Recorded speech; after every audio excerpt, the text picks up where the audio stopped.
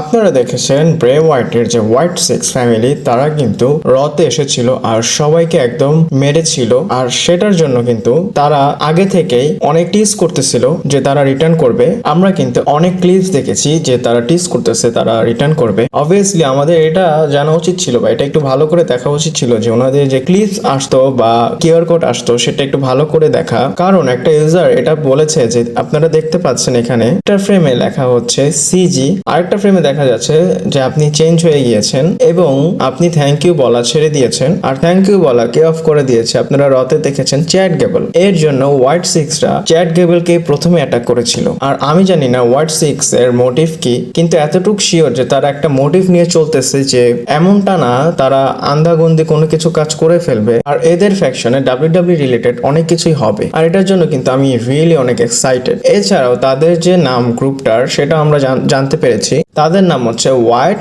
Six, মানে সিকের পর six.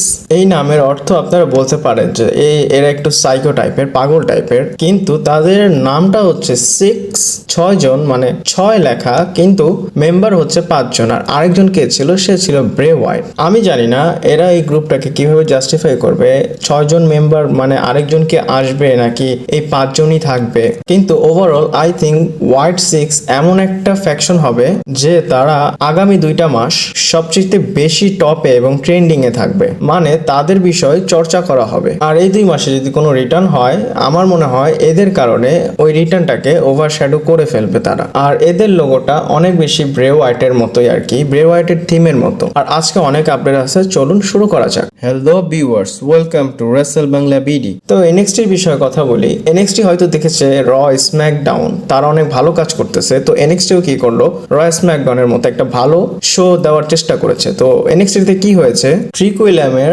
চ্যাম্পিয়নশিপের জন্য একটা ব্যাটল রয়্যাল হয়, যে জিতবে সে ট্রিক উইলিয়ামকে এনএক্সটি চ্যাম্পিয়নশিপের জন্য চ্যালেঞ্জ করবে।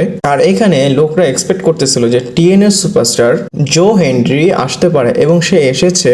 আর সে যখন এসেছে অনেক বেশি পপ দিচ্ছিল ফ্যান্সরা, একদম অ্যালি নাইটের মতো, আর মনে হচ্ছিল সেই ব্যাটল রয়্যালটা জিতে ফেলবে, কিন্তু না, সে অনেক ফাস্ট এলিমিনেট হয়ে যায়। আমার মনে হয় তার এমন একটা ক্যারেক্টার, সে যদি টিএনএতে নিজের ট্যালেন্টটাকে ওয়েস্ট না করে, সে যদি ডাব্লিউডাব্লিউ তে আসে তাহলে অবশ্যই তাকে ভালোভাবে ক্রাউডরা নিবে বা ফ্যান্সরা নিবে। আর ব্যাটল রয়্যালের ফাইনালে জিতে হচ্ছে জেভন এভেন্স নামের একজন, মানে আমি তাকে সঠিক চিনি না, এবং সে ট্রিক উইলিয়ামসের সাথে ম্যাচ করবে হচ্ছে এনএক্সটি হিট ওয়েটে। এনএক্সটি হিট ওয়েট একটা নতুন পেপার ভিউ আসতে যাচ্ছে এনএক্সটিতে, মানে এটা একদম নতুন একটা পেপার ভিউ। আর নামটা একদম ভালো, খারাপ না, কারণ এই গরমে যে নামটা দিয়েছে এটার সাথে মিলে যাচ্ছে। এরপর গাইস আরেকটা কথা বলি মানি ইন দ্য ব্যাংকের বিষয়। মানি ইন দ্য ব্যাংক না, sorry, it in the bank. এই নামটা বললাম কেন, কারণ আপনাদের মানি ইন দ্য ব্যাংক দেখা হবে না, আপনাদের দেখা হবে ইট ইন দ্য ব্যাংক। পোস্টারে দেখতে পাচ্ছেন ডাব্লিউডাব্লিউ একটা গ্রাফিক্স পোস্ট করেছে জে উসোর, যেখানে ইট ইন দ্য ব্যাংক লেখা। আর এটা কি টিজ করা হচ্ছে যে জে উসো এই মানি ইন দ্য ব্যাংকটা জিতবে, কারণ জে উসো যেভাবে পিন করে ফিন বেলারকে কোয়ালিফাই হয়েছে দেখে তো মনে হচ্ছে যে জে উসো জিতবে। এছাড়াও যদি আমি কথা বলি যে রতে মানি ইন দ্য ব্যাংকের যে গ্রাফিক্সটা, সেটা কিন্তু একদম অন্য লেভেলের একটা গ্রাফিক্স। আপনারা যদি দেখেন এইবারের থিম কিন্তু অনেক বেশি চেঞ্জ, আমার কিন্তু এটা একদম ভালো লেগেছে। গ্রাফিক্সের যে বিষয়টা সেটা ডাব্লিউডাব্লিউ খুব ভালোভাবে এবার কাজ করেছে। এরপর গাইস কথা বলি ব্রক লেসনারের বিষয়। আপনারা জানেন যদি ডাব্লিউডাব্লিউতে স্ট্রং কারো নাম বলা হয় বা কাউকে স্ট্রং বলা হয়, সবার প্রথম কিন্তু ব্রক লেসনারের নাম আসে। কিন্তু ব্রক লেসনার কি বলে ডাব্লিউডাব্লিউতে কে স্ট্রং এই বিষয়। তো রিসেন্টলি ওনাকে একটা কোশ্চেন করা হয় যে আপনি ছাড়া আর কে আছে যে কিনা ডাব্লিউডাব্লিউতে অনেক বেশি স্ট্রং। সে বলে যে দেখো, আমার মনে হয় যে আমরা যে ব্যাক স্টেজে হাত দিয়ে পাঞ্জা লড়ি, সেটাতে কিন্তু আমরা আমাদের শক্তি পরীক্ষা করি, এবং এটা ছাড়াও আমরা আমাদের ডিভাসকে ইমপ্রেস করার জন্য এই জিনিসটা করি।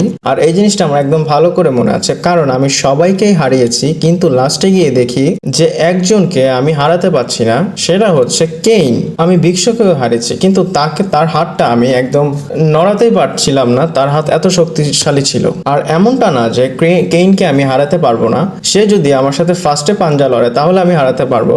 সে যদি অনেক লাস্টে আমার সাথে পাঞ্জা লড়ে, মানে আমি যদি কারোর সাথে পাঞ্জা লড়ার পর তার সাথে পাঞ্জা লড়ি, আমার অনেক কষ্ট হয়। আমি এটা এক্সপেক্ট করি নাই যে ব্রক লেসনার কেইনের বিষয়ে এই একটা কমেন্ট করবে বা এরকম একটা কথা বলবে। আর এটা অবাক হওয়ার বিষয় না, আমি যদি কেইনের আগের ক্লিপগুলো দেখি বা অনেক আগের, কেইন কিন্তু অনেক শক্তিশালী ছিল। আপনাদের কেইনের বিষয়ে কি মনে হয় আমাকে কমেন্ট করে জানান। এরপর কথা বলি ড্রু ম্যাকইন্টায়ারের বিষয়। প্রথমেই আমি বলি ড্রু ম্যাকইন্টায়ারের জন্য আমাদের কিন্তু অনেক রেসপেক্ট করা উচিত, কারণ ড্রু ম্যাকইন্টায়ারের বিষয়ে একটা জিনিস জানা গিয়েছে, তার যে ওয়াইফ, তার ইমার্জেন্সি একটা সার্জারি করাতে হয়েছে, সেইটার মধ্যেও কিন্তু ড্রু ম্যাকইন্টায়ার ক্লাস এট দি ক্যাসেলে কম্পিট করেছে। আর তার সাথে কি হয়েছে সেটা কিন্তু আপনারা দেখেছেন, মানে লসের বিষয় আমি বলতেছি, সে কিভাবে ম্যাচটা হেরেছে। এরপরে কিন্তু সে রতে এসে কুইট করেছে। আর এমনটা মনে হচ্ছে যে এই কুইটের মধ্যে একটা সেন্স আছে, কারণ একদিক দিয়ে তার ওয়াইফ অসুস্থ, আরেক দিক দিয়ে সে ম্যাচ হেরেছে, প্লাস সিএম পাঙ্কের জন্য তার অনেক প্রবলেম হচ্ছে, এর জন্য সে কুইট করে চলে গিয়েছে। আর আমি এটা বলতে পারি ড্রু ম্যাকইন্টায়ার কিছু সময়ের জন্য টাইম অফ নিতে পারে, কেন, যেন সে তার ওয়াইফের সাথে টাইম স্পেন্ড করতে পারে। আর এমনটা সময় তার ওয়াইফের পাশে কিন্তু তার থাকা উচিত। আর স্ম্যাকডাউনে আমরা হয়তো ড্রু ম্যাকইন্টায়ারকে দেখতে পারবো না, সিএম পাঙ্ককে দেখতে পারবো। যেহেতু আমরা স্ম্যাকডাউনের কথা বলছি, নেক্সট হচ্ছে স্ম্যাকডাউন নিয়েই বলি। স্ম্যাকডাউন অনেক বেশি বড় একটা শো হতে যাচ্ছে, কারণ সিএম পাঙ্ককে অ্যাডভার্টাইজ করা হয়েছে আর শিকাগো থেকে কিন্তু স্ম্যাকডাউনটা হবে। আর সেটার জন্য কিন্তু অলরেডি টিকিট 13,000-এর উপর বিক্রি হয়ে গিয়েছে, আর প্রায় 1,000-এর মতো টিকিট বাকি আছে, সেগুলো কিন্তু বিক্রি হয়ে যাবে, কারণ সিএম পাঙ্ক হচ্ছে শিকাগো বয়, সে সেখান থেকে বিলং করে। আর মেইন কিন্তু সিএম পাঙ্কে, যে সিএম পাঙ্কে সে কি করবে, মানে এখন তার কার সাথে বিজনেস করতে হবে, মানে এতদিন তো আনফিনিশ বিজনেস ছিল ড্রু ম্যাকইন্টায়ারের সাথে, ড্রু ম্যাকইন্টায়ারকে সে হারিয়ে দিয়েছে, এখন সে কি করবে। আর সে কিন্তু একটা অ্যানাউন্সমেন্ট করবে, আমি আপনাদের বলেছিলাম।